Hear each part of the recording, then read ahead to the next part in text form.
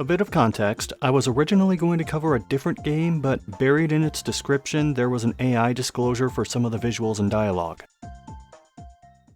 So that's not happening. In its place, I found another game that frankly looks way better in terms of gameplay, style, and visual fidelity. Bruma, a cat-based Metroidvania from the Chilean 4HA game studio. And yes, it does still hurt a bit doing a video about a game featuring a cat. You play as a cat named Luna. No, not that Luna. Luna is the pet of an old lady whose memories are fading. Part of this is due to the Bruma, a mist which affects people's memories and, in this case, also led people to either abandon their homes or barricade themselves inside, leaving the rest of the neighborhood to be overtaken by dogs, cats, rats, or other local animals. Or spider bots, those are a thing too. This type of Metroidvania is focused more on exploration, puzzle solving, and storytelling. Luna doesn't have any skills that are really attack-oriented. The closest she gets to combat in the demo is pouncing on and temporarily incapacitating rats and birds. Oh, right, there's a demo for this, and a sizable one at that. I spent 2 hours playing this and didn't reach the end of it. I would have played it for longer, but, well, I looked out the window, saw the sun rising, and realized I hadn't slept yet. The demo was listed as a pre-alpha build, and it certainly shows. I'm on a PlayStation controller, but the prompts are all for an Xbox controller.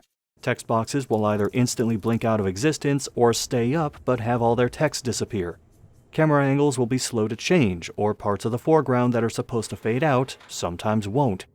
Animations for things like climbing walls, pushing objects, pouncing on enemies, pulling switches, or standing on moving platforms usually don't line up.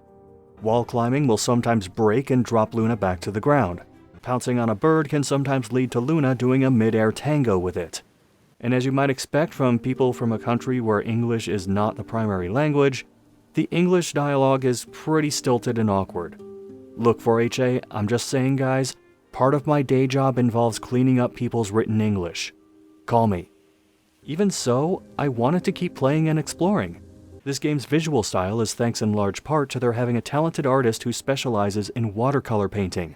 Much of the animation for Luna's movements, aside from what I mentioned earlier, are incredibly smooth. Even lighting effects look pretty good considering this is still in the pre-alpha phase. There's a surprising amount of visual variety and level design variety considering I only saw a field and a couple houses. Luna can go through ductwork and narrow tunnels and in and out of windows and across wires, and she's quite capable even beyond platforming style movement. She can sneak around and hide in grass or behind objects. She can grab and drag things like hooks and pulley lines to open new paths or find items in cabinets. She can push things around to either create platforms leading up to a new area or discover other objects. And after finding or buying certain items, she can use her claws to pick certain locks and open more areas. As for the aforementioned items, there's a mix of currency and raw materials to find for buying or making more useful items, which can be equipped by Luna to either gain abilities or boost her stats, like stamina for performing certain physical tasks or health for, well, I think that's obvious. Oh, and a map. You can buy a map, which, yeah, for a game of this scale, useful. Beyond a certain point, there's less guidance on where to go or what to do, as Luna can find memories in the form of various interactions with the past memories themselves, or something as simple as a painting on a wall that she walks past. There are also objectives that pop up along the way to lead to more memories, which are then brought to the old lady by a past version of Luna in a place called Memoria. This might be overwhelming or confusing to some, and I did get a little lost at one point, but ultimately I was so engrossed in the world that it didn't discourage me from continuing. And besides, there was an exit I was blatantly overlooking the entire time and then finally thought, oh yeah, I should probably use that. On a less uplifting note, as of my writing this, they have about a week to raise a little under 2/3 of their $34,000 and change goal. It's a long shot, yes, but a long shot is better than no shot. They just need enough people to see or hear about this project and think, wait a